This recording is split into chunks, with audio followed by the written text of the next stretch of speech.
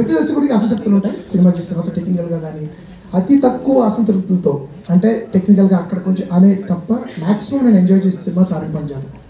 So after అష్ట చెమ్మ అమితుమి ఇది మరింత అంటే 10 కాలాల పాటు తెలుగు వాళ్ళు నాన్ తెలుగు వాళ్ళు కూడా సబ్టైటిల్స్తో గుర్తుపెట్టిన సినిమా అవ్వాలి. ఇది ఒక 10 years తర్వాత కూడా దానికి షెల్ఫ్ లైఫ్ ఉండే సినిమా అవ్వాలి అని చెప్పి నేను మనస్ఫూర్తిగా కోరుతున్నాను.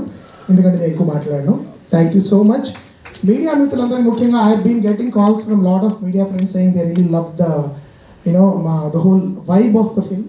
సో మీ అందరి సపోర్టు అంతకుముందు నా సినిమాలు కేవలం నాకున్న బలం ప్రేక్షకులు, బేసికలీ మీడియాలో నా సినిమాలు నచ్చి భుజాన్ని ఎత్తి మోసిన వాళ్ళు అంతకుముందు ఇండిపెండెంట్ సినిమాలకి, అంతకుముందు ఆ తర్వాత లాంటి మీడియా వాళ్ళ వల్ల ప్రజల్లోకి వెళ్ళాయి. ఈ సినిమాను కూడా అలా చాలా పాజిటివ్గా ప్రజల మధ్యలోకి తీసుకెళ్తారన్న నమ్మకం ఉంది.